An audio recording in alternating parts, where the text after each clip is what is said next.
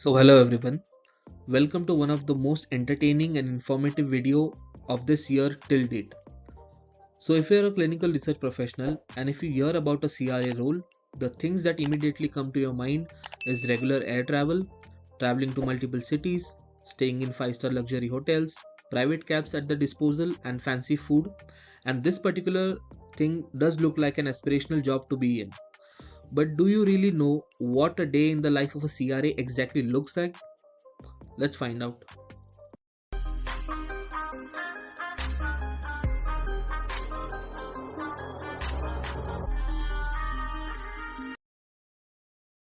So this particular topic would be divided into part 1 and part 2 because a day in the life of a CRA has multiple roles and activity which cannot be covered in one particular session. So in the first part, which this is, we are going to cover section 1, 2 and 3 where we are going to look at the pre-visit preparation, the CRA travel and what on-site activity does a CRA do. In the next session, we will look at post-visit activity, the monitoring report, the CRA challenges and how to go about a CRA career. So let's start. First and foremost, we must understand before going to site what exactly a pre-study preparation is and how does a CRA prepare for a monitoring visit. The pre-visit preparation by a CRA starts from seeking the dates from the site. So whenever a CRA has to plan a particular visit, he has to look at the monitoring plan and what is the frequency so that he doesn't deviate the monitoring plan. And whenever CRA asks for a site date, the site usually has multiple clinical trial running at the same time, and they also have other CRAs or monitors coming to the site. So convincing them of a particular date so that it is available with the site and it does not deviate a monitoring plan is one of the bigger challenges. So a CRA discusses with the site and plans a particular date where the site and the CRA is available. The next preparation is reading the previous visit report and creating an agenda. So whatever the activities were pending from the last visit, whatever the new challenges has occurred from the last visit to the future visit that the CRA would conduct, so that agenda the CRA has to prepare. And in that particular agenda, he has to clearly mention that what consent he will review, what eligibility will he review. He has to also focus on the pending source data verification and source data review. So pending SDV SDR status. The CRA also looks at what is the IP accountability status. Does he need any reconciliation to be done? And he also has to return the used IP and review the IWRS report for IP dispensation. Next, he also focuses on the open action items, the query status, the non-compliance and the protocol deviation that has occurred since his last visit. And this is how he creates an agenda for the visit. Once the agenda is prepared, he shares that agenda with the site and formulates a strategy to meet the study requirement. Because as you know, that whenever an upcoming data cleaning milestone is there or any database locks or any upcoming audit, CRA has to focus his strategy according to it. So when it comes to CRA role, you directly do not go to the monitoring.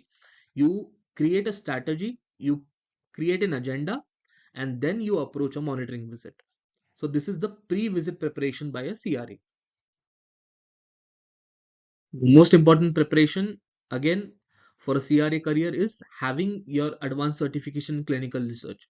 So our friends at Clinical Aim Research Institute provide an amazing certification in clinical research where they also teach you about clinical data management and pharmacovigilance. So for a CRA career, it is very important to have such kind of certification which gives you enough knowledge so that you can become a competent CRA. So do give them a call and they will help you with this amazing certification. So now once the CRA has prepared a strategy, he moves on to monitoring visit. And the most critical part is CRA travel. So let's see how does the CRA manage his travel. So when it comes to CRA travel, the CRAs are required to travel minimum 10 and maximum 15 days on an average in a 20-day working month, which essentially accounts to 75% every month. So CRAs travel around 75% every month and they are on the road. And the CRA travel preparation usually starts from flight booking, cab booking, and hotel booking. So, given the dates which have finalized from the site, the CRA has to book the flight, which is again from a certain budget. CRA has to do a cab booking because for the remote site, you again require transportation. And also, whenever it is a 2 day visit or more than that, he also has to look at hotel booking. And this particular activity requires a lot of time and thinking on the budget, as there are constraints that has to be taken into consideration. So it is not only about going to the visit, it is about planning from the flight to the cab to the hotel, and again managing all that activities. So we will take an example that what happens when you travel as a CRA to the site. For example, a CRA has a flight at 7 a.m. and he has to go to, for example, Delhi, from Pune to Delhi. Let's assume that. So the flight is at 7 a.m., which means that the CRA has to wake up at 3 a.m. and he has to get ready and book a cab at 4 a.m., where he will again take an hour to reach to the airport at 5 a.m. And again, you have to travel 2 hours prior to the flight as per the airline requirements. And in that, you have to manage the traffic, you have to manage the check-in, you have to manage the security, and again, if you are at the Delhi airport, you have to manage the terminals also. So CRA has to consider all these activities and manage to reach to the flight at 7 a.m. So now CRA has woken at 3 a.m. and he has reached at the airport at 5 a.m. to catch a flight at 7 a.m. So once he reaches to the particular city, in this case Delhi, he will reach at 9 a.m. Again, he will rush to the cab and reach to the site by 10 a.m.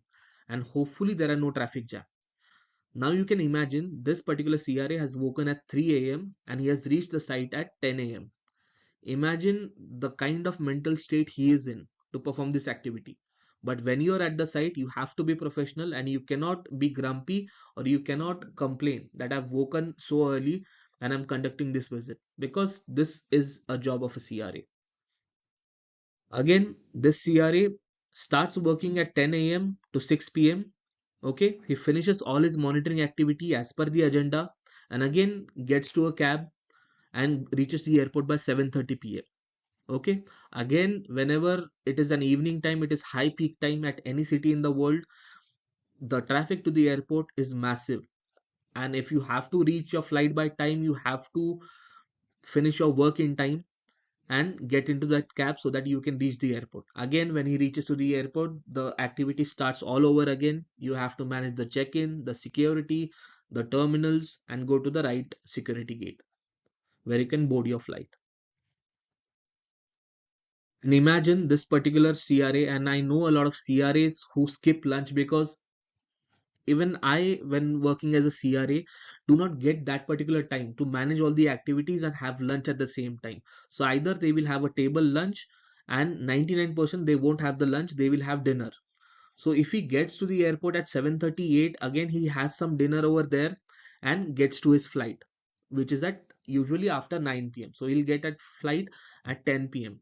Again, that flight will take 2 hours to reach. Again, by 12 p.m. he will reach at the airport, and again he'll take 1 to 1.5 hours to get to his home. So again he'll get to his home by 1 to 1:30 a.m. So here I want to point out that this particular person has woken at 3 a.m. and again in the next day 1:30 a.m. he has reached his home. So imagine the kind of mental workload, the kind of physical workload that this particular person is facing and the activity that he carries out. So this is the typical CRA travel. If it is a multi-day travel, then again you sleep at 10 p.m. Again in the hotels also you can go and you have to prepare reports, note down everything, the activities. Again you are up till 12 o'clock doing some kind of work, closing some kind of query. Again you wake up at 7 in the morning, you reach the site by 8:30, and again the activity starts.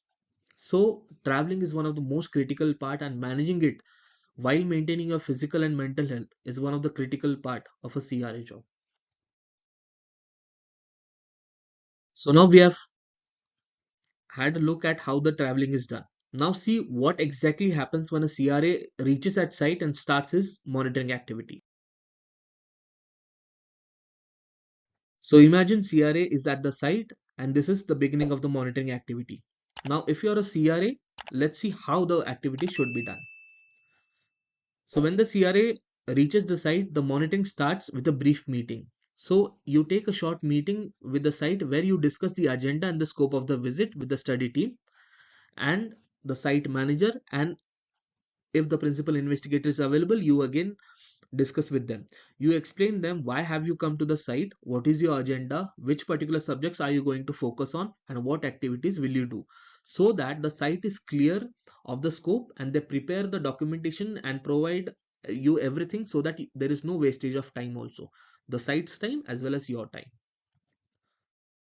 The next activity is the CRA will request the source file for the subjects which he has focused in his agenda, and he'll review them carefully.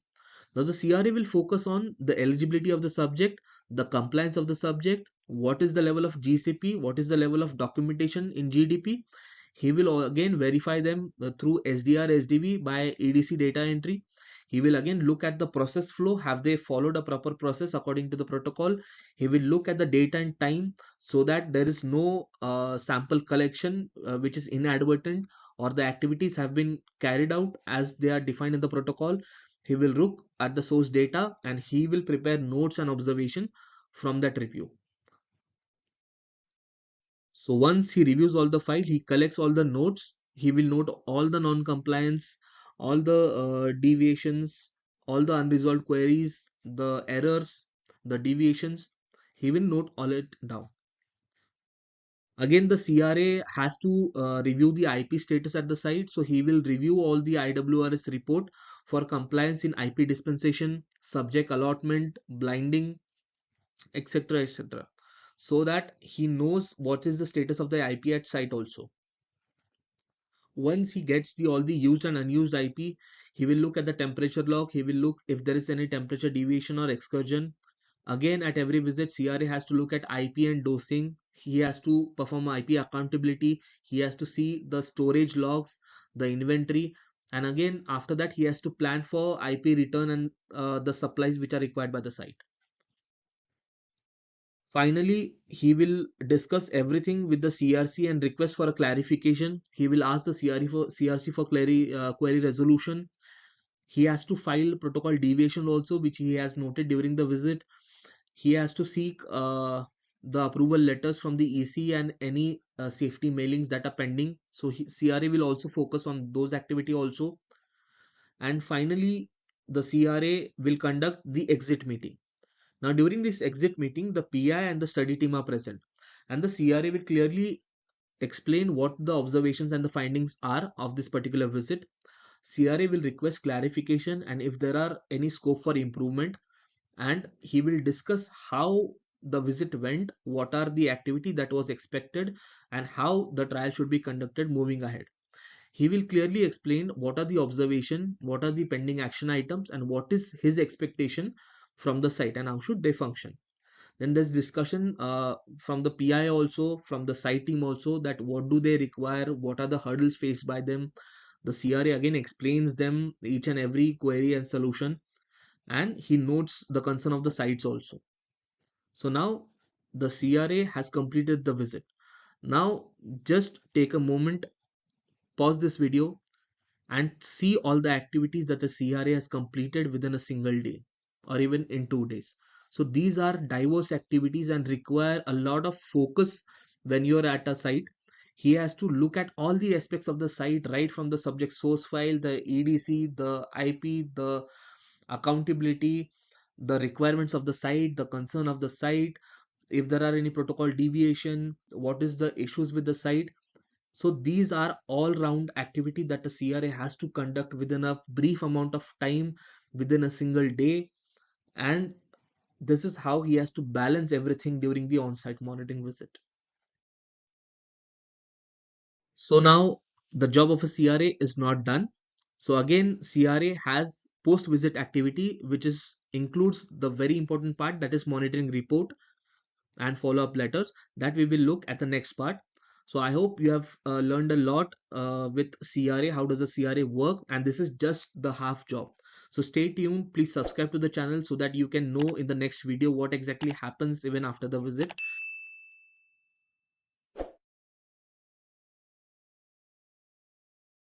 So thank you for watching this video and I hope you like this video. So please make sure that you subscribe to this channel and share it with your friends and family so that you can clearly understand how exactly clinical research works.